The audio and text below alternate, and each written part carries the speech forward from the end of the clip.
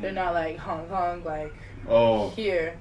Like I've seen some better Beijing than all and Shanghai people. Beijing, you might find I tried to talk to them. They just walk right by me. Just foreigners, especially in those cities, and the local people are like, "Fuck you." There's a bajillion foreigners here. Whereas here, I see a foreigner, I swear I stop. There's only like 200. I'm like, hey. I seen a guy driving down the street. I stopped. I was like, hey, how's it going? Because you're like 1 out of 200. And it's literally like 200, and you probably see like 80 of them. Yeah. The other 100 are in hiding, or like married, or like doing their own Maybe thing. Students are or definitely engineers. take out that population. Yeah. The doctors, I don't see them too much unless I'm hanging out with Robin. Like there's some people you just don't see because you're not gonna mesh with those, like not mesh, but like, interact with those groups. But cliques. The cliques. There are cliques. You have to form a clique. It's like forming your own little community in a country you're not from. But I like Suzhou people. They're definitely not so. They always want to talk. Hello. How many times you walk down the street? Hello, hello, hello. That's probably all they know. But you know that high pitched hello is for you, and you're like, hey. How's it going? They're friendly. They're very curious. I don't like the whole pictures anymore. It was fun in the beginning. Yeah. It really dies out. Like, I don't care about the celebrity scene anymore. So they like go around taking pictures of you and like it's out of curiosity. It's because they're like, what was that? Or it's like they're viewing you and they're like, oh, I just seen some foreigners. I'm sharing this with my friends. It's on WeChat Moments in 10 seconds. I don't like that part. I share things. But if you come up to me and ask me for a picture, then high five. I always say that to people. Yes, if you please. ask me, I have never said no to a person unless you were being like really rude before that I wouldn't want to. But I have never denied someone a photo. Like I understand it's curiosity. Have a photo. I'll be a friend. I'll be like, hey, pose, everything. My best friend. Yeah. I'll say it if you want me to, but I hate the whole staring in pictures and pointing. I feel like an animal in like the zoo. I don't want to go to the zoo anymore either because I feel those animals. I gotta go to the zoo too. Why? That's gonna I've be never another. been here, but I hear that's a depressed place. To You'll see. I'll watch that video. Yeah, I won't go. Watch that video because that's gonna be coming out fairly soon. I'm gonna try and go there in the summertime, then go back again in the wintertime to see the differences. Conditions, that would be good. Yeah. All right. So. People done. Now, how about atmosphere? Like the Suzhou lifestyle atmosphere for you? Okay. Suzhou life. Nightlife? Or Suzhou life. Suzhou's not... We can do day or night. Okay, we can do a little bit of both. Daytime. Daytime, Suzhou's not pretty.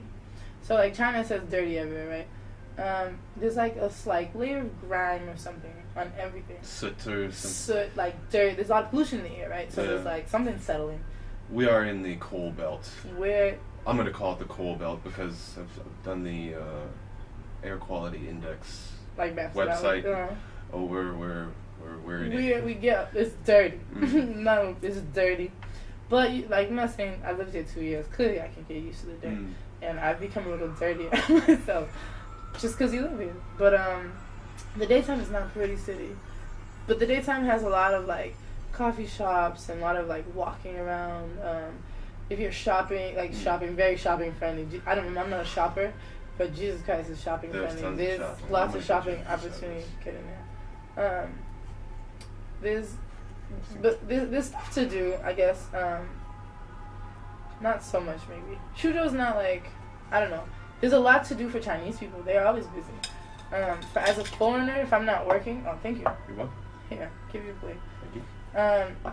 If you're not working, then... can be a little bit boring. I imagine this is my first day of unemployment. So I'm usually like going to work now. I got something to do. And in the morning, I'm at home, relaxed, and I'm happy. In my AC. It's summertime. It's hot.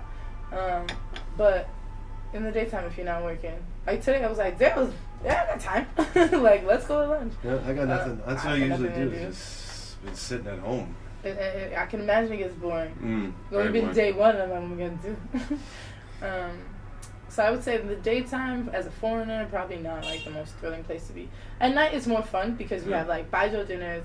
You can go to KTV in the morning too, but like KTV's funner at night with some beers and some friends. And KTV is not just Chinese singing, like they have English songs. I actually like it better if I go with foreign group because then we at least know the same music. I don't mind a few Chinese songs, but I can't sit through like a Chinese opera. like going through the whole night of KTV. Do you like going out with Chinese people when they go to KTV? They get No. you to Sometimes, So- but no. I'm a little bit wary. I mean, I get a few beers in me, then I don't mind the whole. Yeah, but they always want like a star show. Oh yeah, they always like, oh, sing not a a song, sing singer. a song. I know, I'm not a singer either. And I feel like all Few Chinese beers. people are. Like, they all get up on there and they're like, the passion that comes out of their eyes, like, they all know the words and they're ready. And I'm just having fun, so I'm like, no. It's like the whole confidence thing. I'm not ready for KTV with them. It is quite amazing. But how I they are- like KTV. They just know all the They songs. have all those songs and they all have the right, man. To be fair, it's kind of the same melodies and, like, well, there's a few different Essentially, genres, yeah. but, like, within that genre, it's pretty much the same. I guess that you could say that about a lot of music, but, I don't know. At night, though, Shao Kao, dinners, KTV, and then you got bars. Shujo's not popping with bars, so it depends the time of the year. If you were here 2 years ago, there was 4 bars, foreign bars. If you were here 6 months after that, there was 2. If you were there, like, Couple now months there's after like that, 2. there's 2 or 3. No, 2, I guess. Hill and Hill oh, and you're gonna Fusion. come, yeah, I was saying you're gonna come Blue Mountain, but Mm. it's not a foreign bar. It's Yeah. just a bar that it's nice outside and people will go sit there. The band, Foreigners kind of frequent it. The engineers are popular in there. yeah, I feel like Blue Mountain died off a little bit when the first band left. Yes, it did. I don't mind the band now. Still, whatever. Preferred it before, but I don't mind it now. So there's things to do at night. All the foreigners are kind of like, you know, most people like you and I, we don't want to stay home and do nothing. And it's not like you don't have so much family here. You're married, you have your wife. Yeah. Enough. And But, she works all day. and she works on it. But like hanging out, people want to hang out. Yes. We have yes, so they do. many groups dedicated to going out, hanging So out, many WeChat bullshitting, groups. whatever they are. WeChat groups everywhere. WeChat groups. So many WeChat groups. I had to leave some because there were so many WeChat groups. I'm Every gonna time- leave a lot now. Every time there's like somebody going, we start a group to throw a party. Birthdays, we start a group. Special events, we start a group. You know, I just lost my tooth. I'll start a group. pretty much. But at night there's stuff to do, and it's pretty at night.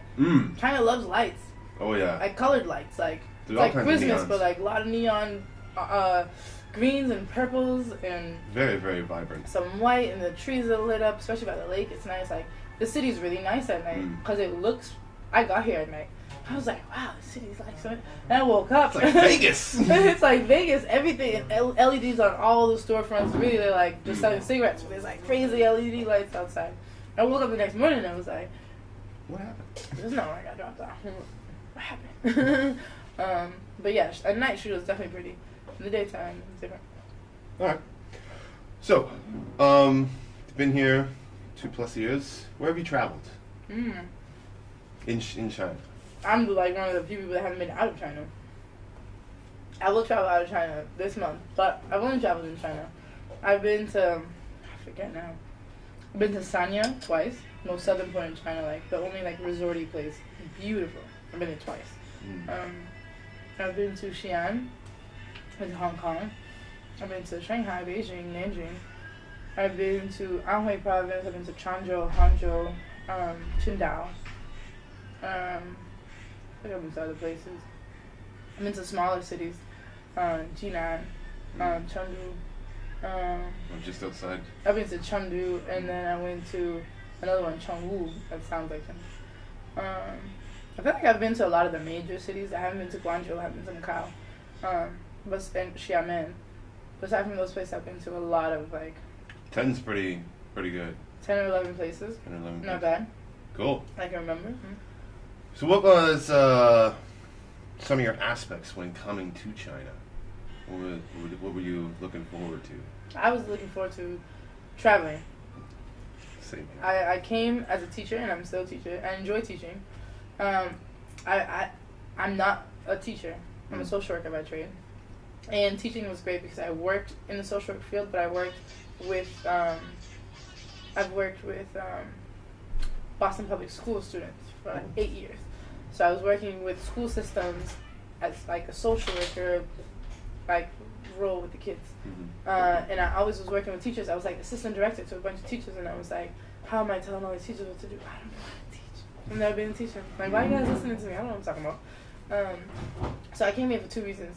I came here, one, because where my career path was going, I want to get some real experience, real life experience where I can feel more confident and back up what I'm talking about when I'm telling people what to do about teaching. But also really to travel. I really wanted to travel. I love traveling. One tattoo that's super covered up right now, but it says Wanderlust, which is the irresistible desire to travel.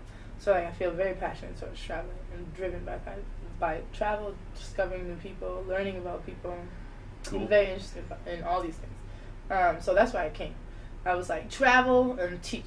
Perfect. And they'll pay me while I do it. It was like, great. So that's like what I really thought of when I first came. Didn't think about it too much, but initially thought. It's good. It's an excellent story. Very excellent. All right, so now last one that we have here. All right. Then we can devour the rest of the pizza. Eat the rest of the pizza and the chicken and whatever's left of the French fries. What advice would you give any foreigner coming here to do something similar to what you do? 2 things. Don't pack too much. I packed so oh my god, if I go back to Canada, I'm going to need a stuff. U-Haul. No, I'm leaving in like a week, and I'm like, where do I put this stuff? I came here with 2 big suitcases, and they always say the Americans pack the most because we're always crazy about it. 2 big suitcases, and my mom sent over 2 boxes, one of like food and like all this black magic doesn't happen overnight, like hair products and lotions and conditioners or whatnot. Probably hard to find here. What? I've never even looked because I have that box. I've been going through it. It's impossible to find here, especially for black girl magic. So she like shipped over a box full of stuff, and a box full of winter clothes. And I came here with 2 suitcases, a carry-on, and a backpack. I came here with a lot of shit. And I got here and I was like, whoa! I swear to God, that first like 2 weeks, 3 weeks where I was unpacking everything, I put stuff in the suitcase and I was like, can't wear you, because you realize soon enough everything is a little dirty and stuff like. And there's things that the style here is so different. Like at home to go to work, excuse me, you have to wear like you have to look a certain way. Like you can't just go to work like. It depends on what you're doing, but like you, like if you have like a real like professional job, trying to look professional, trying to look professional anyway, whatever your job is. If you want to look professional.